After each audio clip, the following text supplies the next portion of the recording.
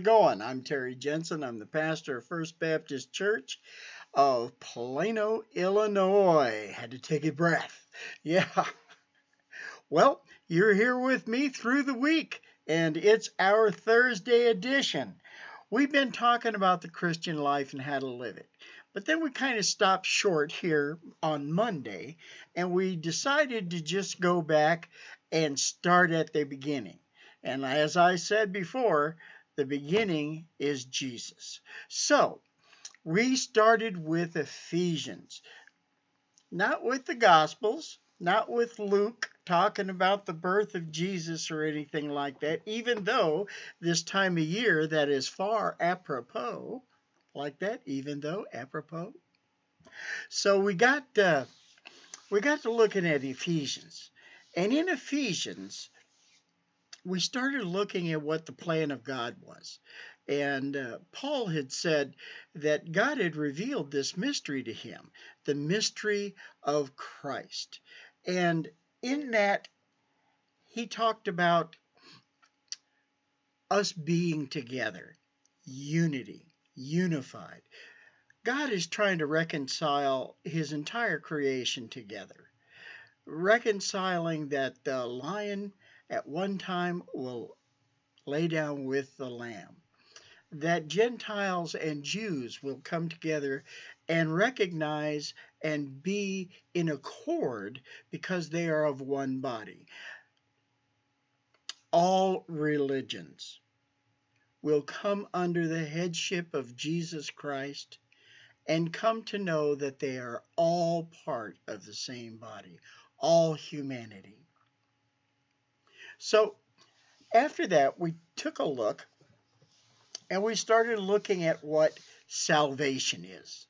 I mean, I took a passage out of Ephesians again, and here we got this term salvation out of chapter 2. Salvation, salvation, salvation. So, what is salvation? I'm glad you asked. Salvation, we explained, is that reconciliation between God the Father and all his creation.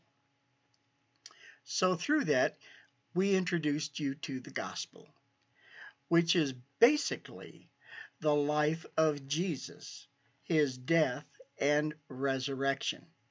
So in through that, we were able to understand what the good news is, what the gospel is, which they're pretty much the same thing. And that good news is explained from what happened, what passage we looked at before in Ephesians, when Paul was talking about the good news as being that which tells us that we are all the same, that we are all of one body. And now this salvation, this reconciliation is how this comes about. So the very beginning is Jesus. There's no way around it. He is the beginning. He is the one who makes salvation possible. Now, today I'd like to talk about another quote from the scriptures. It comes out of Ephesians also. So let's go to it. It's a pretty lengthy one. So stay with me, will you? And we'll start talking about, okay, so I get saved. What now? Right? Oh, by the way, I forgot to mention, you know, the reward for getting saved is knowing God. Pretty big reward, huh? All right, let's go to that passage of scripture in Ephesians and let's take a look. Ephesians 3:3. Oh, I briefly wrote earlier, God himself revealed his mysterious plan to me. And this is God's plan. Both Gentiles and Jews who believe the good news share equally in the riches inherited by God's children. Both are part of the same body, and they both belong to Christ Jesus. Now that was what we talked about before, and I wanted to lead this quote into by that. So Ephesians 4:21 through 31 says, since we have heard about Jesus and have learned the truth that comes from him, throw off your old sinful nature and your former way of life, which is corrupted by lust and deception. Instead, let the Spirit renew your thoughts and attitudes. Put on your new nature, created to be like God, truly righteous and holy. Stop telling lies. Let us tell our neighbors the truth, for we are all part of the same body. And don't sin by letting anger control you. Don't let the sun go down while you are still angry, for anger gives a foothold to the devil. If you're a thief, quit stealing. Instead, use your hands for good, hard work, and then give generously to others in need. Don't use foul or abusive language. Let everything you say be good and helpful, so that your words will be an encouragement to those who hear them. And don't bring sorrow to God's Holy Spirit by the way you live. Remember, he has identified you as his own, guaranteeing that you will be saved on the day of redemption. Get rid of all bitterness, rage, anger, harsh words, and slander, as well as all types of evil behavior. Instead, be kind to each other, tender-hearted, giving one another just as God through Christ has given to you. That was a mouthful. But what we have learned from this is that because we're all, it's not an us and them, because we're all part of the same body, reconciled through Jesus Christ unto God, it's time to put on that new self. What new self? I'm just the same old guy I used to be, right? There is a new self. You see, going back when I was explaining how Adam had messed up bad, and his sin had affected all humankind, well, that changed us. That broke us. We were no longer the creation that God had created. We were broke. And man, I tell you what, I really don't think I have to explain how broken we are. I mean, you can just see it on the news.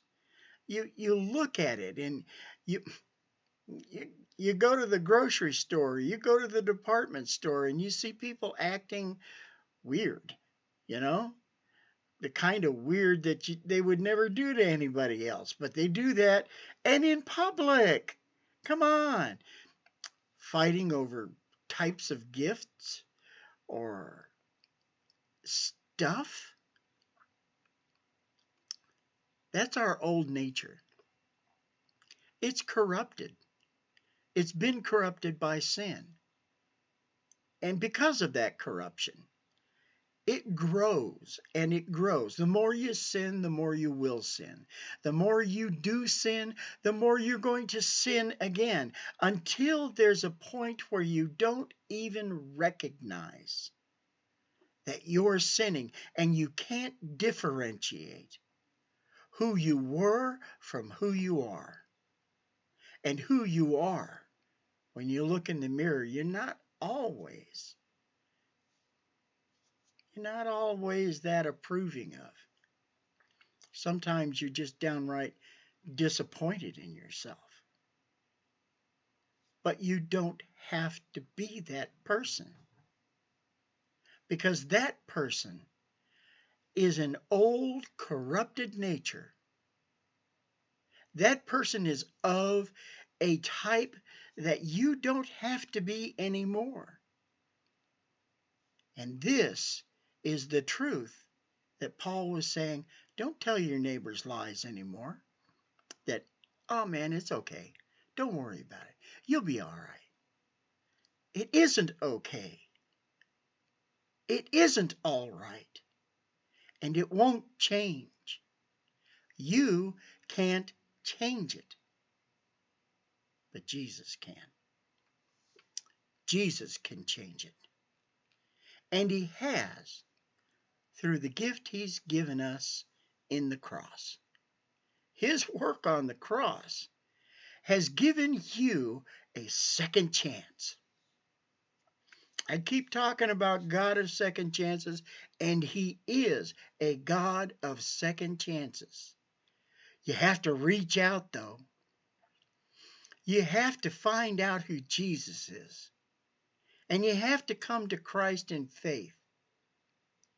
If you do that, if you confess that Jesus is Lord and God has raised him from the dead, you shall be saved. And that's the truth, neighbor. You have in Jesus Christ a new nature. Why don't Christians show that more? I'm not really certain. Maybe it's because they haven't been taught that they have a brand new nature. Maybe it is that they just don't believe that part of it. You know, there are Christians who believe some parts of the Bible, but not other parts. I'm sorry to say that, but that's the truth. But when you pick and choose the truth, you come up with a lot of error. So it isn't about opinion or about ideology or about preferences or even presuppositions. Truth is truth. Now, I realize there are a lot of those that say truth is relative, but I don't have any relatives named Truth. Truth is truth. 2 plus 2 is what?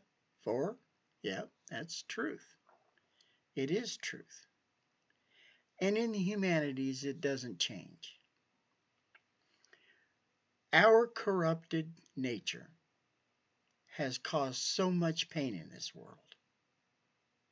But God, in his loving kindness, has come so that we may have a second chance and that our nature would be changed from that corrupted nature to a brand new nature, one that shares in love, joy, peace, gentleness, kindness, patience, long-suffering, and self-control. Wouldn't you like to have a little bit of that? Man, I would. I tell you what. Our new nature is not based on self, but based on service, generosity, kindness toward others. So, if that sounds cool to you, maybe you ought to check into Jesus. Because I truly believe that Jesus is a better way. Now, come Monday, we're going to talk a little bit more about this new nature stuff and what it can mean. All right? And then this is all part of the Christian life. Okay? So, check in with me Monday, will you? All righty. I'll catch you later. I'm out of here. Bye.